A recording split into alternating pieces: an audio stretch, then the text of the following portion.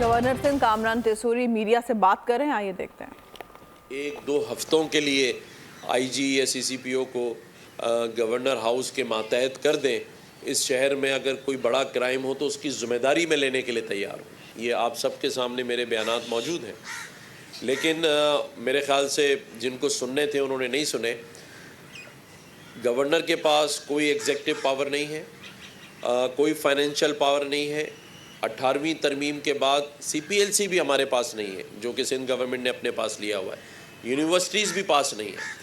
تو یہ جتنا کچھ ہم کرتے ہیں یا کر رہے ہیں، اس میں صرف ایک چیز شامل ہے، وہ ہے اخلاص اور نیت کہ اس صوبے کے لوگ بے یار و مددگار صرف بیانات کی حد تک جتنے بیان دیے جاتے ہیں اس کا انتظار کر رہے ہوتے ہیں، تو ہم نے ایک سٹیپ آگے آ کے اسے پریکٹیکلی لوگوں کے دروازوں تک پہنچانے کے لیے جو اقدام کیا ہے، اس میں میں اور میرے جو دوست ہیں وہ مل کر ان ساری چیزوں کو سپورٹ کرتے ہیں۔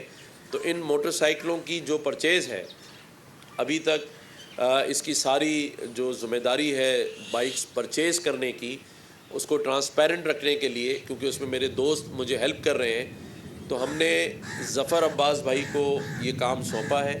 انہی کی ٹیم یہ ساری بائکس مارکیٹ سے پرچیز کرے گی، اور ابھی تک 50 یا 100 بائکس 73 بائکس ابھی تک پرچیز ہو چکی ہیں۔ جو پیسے میں نے اور میرے دوستوں نے اس میں ڈالنے ہیں وہ ہم آہستہ آہستہ ظفر عباس بھائی کو پہنچاتے جا رہے ہیں۔ 1 روپیہ بھی گورنمنٹ آف سندھ یا گورنر ہاؤس کا اس کام میں شامل نہیں ہے۔ یہ سارا کا سارا ذاتی حیثیت پہ اور اپنے دوستوں کے ساتھ مل کے میں کر رہا ہوں۔ مقصد صرف اپنے اس شہر اور اس صوبے کے نوجوانوں کے زخموں پہ مرہم رکھنا ہے، نا امیدی کو ختم کروانا ہے۔ یہ مایوسی جو پھیلتی جا رہی ہے اسے ہم نے ختم کرنا ہے۔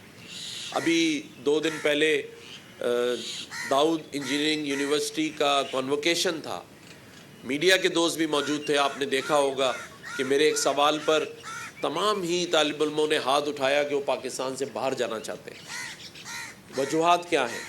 وجوہات یہی ہیں کہ جب ایک شخص اپنے موبائل کو محفوظ نہیں رکھ سکتا، موٹر سائیکل نہیں ہے، روزگار کے مواقع نہیں ہیں، تو نا امیدی بڑھ رہی ہے لوگوں میں۔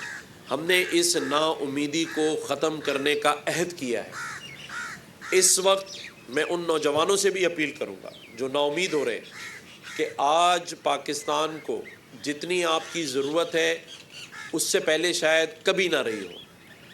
ہم جس معاشی بحران سے گزر رہے ہیں، تو ہمیں اپنے اس ٹیلنٹ کو اس پاکستان میں رکھنا ہے، پاکستان کے لیے استعمال کرنا ہے۔ تو میں یہ بتا دوں آپ کو کہ جو وعدے ہم نے لوگوں سے کیے تھے، آج الحمدللہ وہ اپنی تکمیل پر ہیں۔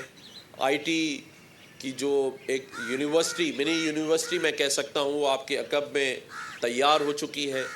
کمپیوٹر لیب ہو چکا، 24,000 اسکوائر فٹ کا ہم نے یہ ایئر کنڈیشن پرماننٹ مارکی یہاں نصب کر دیا ہے، جس میں 20 سے زائد واش رومز ہمارے بھائیوں اور 20 سے زیادہ بہنوں بچیوں کے لیے بنائے گئے ہیں، کیفیٹیریا بنایا گیا ہے۔ گورنر سندھ اس وقت میڈیا سے بات کر رہے ہیں۔